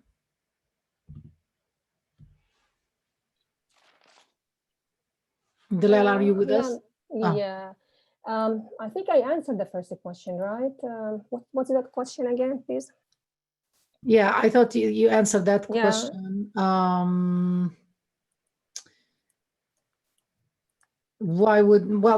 It's basically that you have that question, but the question for everyone was what can be done to put pressure on Israel? If you want to take that on, you don't have to. I think it's tough now with all these Arabs are backing Israel, but I think the people should lead, should do the pressure. The people should start again. The people have the right to resist, and they have the right. This is the pressure that we really have to put it on Israel. The people has to fight back. The people have the right to resist, and this is what people everywhere in Palestine, in Shatat, in camps, they should do. This is the real pressure. All right, Reverend Hagler, would you like to answer your question or the first general one? Give me the question again, I'm sorry. I apologize if I went too fast. Do you know anything about the attitudes of young Black Americans regarding Palestine? One of the differences is that among the woke generation, they are aware and making some connections. The issue becomes that's actually a very small segment of the community. That's a part of the community that's more educated, more active, more engaged in organizing, dealing with the issues around oppression and their own liberation, where the bulk of our community tends to be folks who are working to survive and not paying a lot of attention to things that are sort of taking place around the world. And so that's a part of the education that needs to take place. One of the things that happened, as you know, that the Black Lives Matter movement made some connections between the Black struggle in the US and what was going on in Palestine, to which they were severely castigated and referred to as anti-Semites, as being Israel haters, those types of things. I mean, so in a sense, all of us got to do some real education in terms of these struggles with our people, with people all over. I mean, even whites need to understand that this is something that needs to be looked at and worked upon. Because you hear people say all the time an excuse, and I just heard it the other day and I had to take it on. They said, well, you know, you're never going to solve that because they've been fighting each other from the beginning of time, right? Which is historically incorrect, but that's what people have been fed, that narrative. Or, well, it's all because of religion. Well, no, it's not. It's religion is the cover for colonial settler enterprise. And so whether you are a Christian Palestinian or a Muslim Palestinian, you're Palestinian, you still treated like a Palestinian. Doesn't matter what you call yourself. And so it's not and so we got to begin to sort of debunk that. And that's a part of our job is to talk it, preach it, and teach it every place we go. It's like I always, you know, I've heard people sort of try to criticize me with a backhand by saying, well, he's going to bring up Palestine before it's over with. Well, yes, I am, because that fits in with the larger structure of things and the way in which we need to teach people about how all of this fits together. Because unless we understand how it fits together, we will never deconstruct it and we will never attack it efficiently and powerfully. Thank you, Ali. Balancing supporting BDS versus, you know, the imposed laws on us in the United States against BDS. I just want to thank Reverend Hagler for his clarity and just to say thank you for not being silent about Palestine, because that is the comfortable thing to do. Everyone is much more comfortable if you don't bring it up, and your insistence on bringing it up is a decision to actively be in solidarity that we that is really something we all need to learn from. So I just want to say that, and it ties to my answer to the question that you posed to me. First of all, I mean, yes, some people do pay a very high price for their support for Palestine, not even their support for Palestine, simply for doing honest scholarship about Israel. Most recently, Professor David Miller at Bristol University in the UK was fired after a smear and defamation campaign by Israel lobby groups. The Electronic Intifada obtained the leaked investigation that Bristol University did into Professor Miller by an independent lawyer that they hired, and it completely exonerated him, 100% exonerated him of the smears and lies and accusations of anti-Semitism, but they still fired him. They still fired him. So these things happen. We've seen them happen in the United States. But remember, Israel and its lobby want us to be afraid. They want us to be in fear for our jobs and our livelihoods. So they like it when we say, oh, you know, there's all these anti-BDS laws, and, they love that because it scares people into silence. That's what they want. They don't care how they silence people as long as people are silent. So we have to be very, when I'm asked this question, as I often am, particularly by students and people who are just starting out in their careers, what will I be retaliated against for speaking out? In various ways. It might be harder to get a job, or I might lose some opportunity. And the answer is, you may pay a price for it. You may pay a price for it, but that price becomes less and harder to impose on people when more of us speak out. In other words, the more we normalize challenging Israel and challenging Zionism and speaking precisely the way Reverend Hagler is speaking and advocating that we speak, diminishes the power of Israel and its lobby to punish people. And that's what we're seeing. So we're seeing their attacks, their smears, their terrorism labels, their anti-Semitism labels becoming less effective because more people know what their game is, and more people are willing to speak out. So, and then just to say something about the anti-BDS laws, that Israel has openly admitted that they lobbied and pressured for all these states to pass them. And now Yair Lapid, the foreign minister of Israel, is actively lobbying states, talk about foreign interference, lobbying state governments to divest from Unilever, the parent company of Ben & Jerry's. Those anti-BDS laws can't stop any person in this country from speaking their mind or supporting BDS.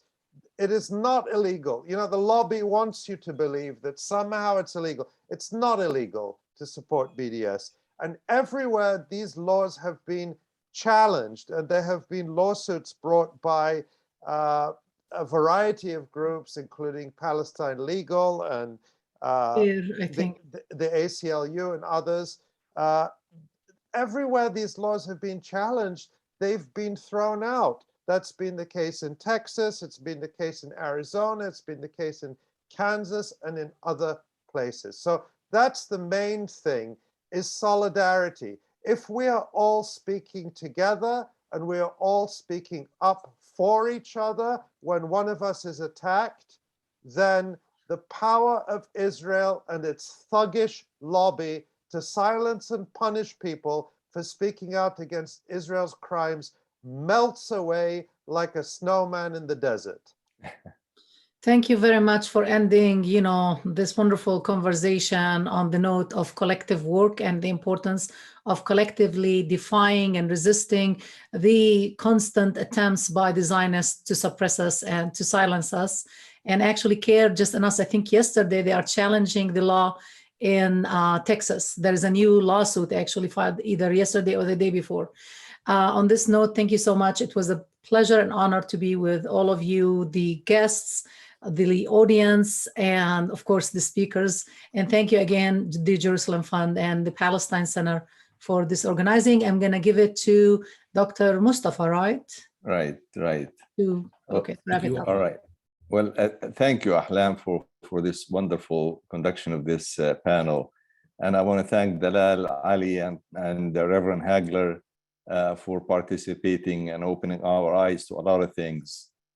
So the Palestine Center provides an open forum to discuss issues that affect Palestine. The panelists have risen to the occasion. I learned a lot and appreciate the depth of knowledge that was on display. I am particularly heartened by the fact that the conference was started by Professor West, and the last panelist who spoke was Reverend Hagler, two African-American intellectual and brave souls. Of note is that Dr. Ali and myself were trained at Howard University, which make this, I think, very special. I want to thank you all. I thank those who joined us. I would like to ask him to spread the word. This conference will be recorded and will be available on our website.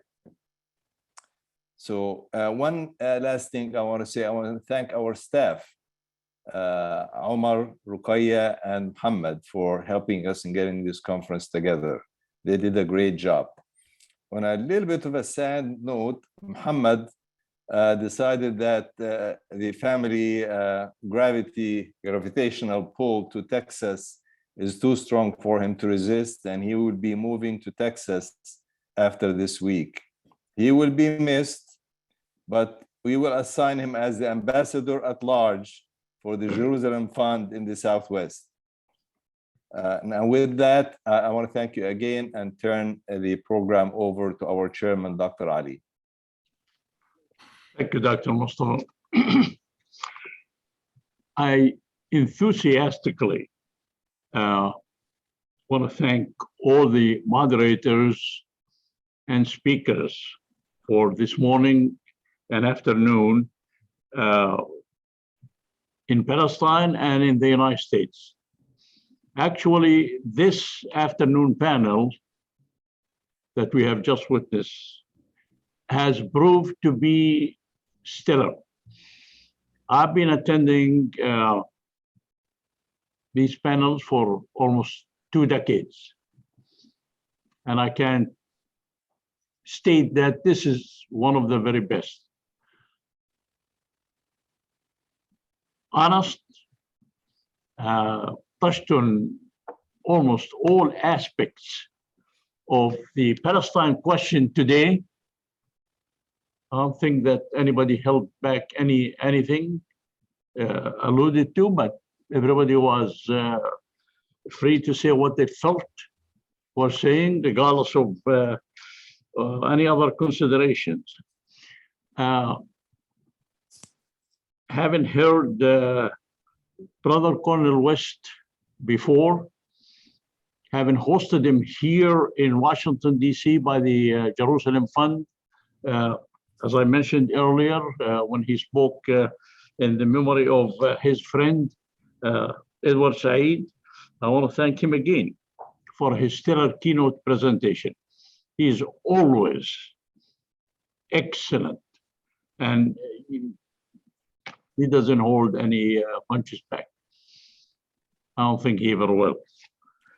A special thank you for our audience in the United States and overseas. I know that there is a significant audience overseas, and for sharing their Friday afternoon with us. And our program, as Dr. Mustafa mentioned, will be available actually on YouTube later today, if not right after this presentation.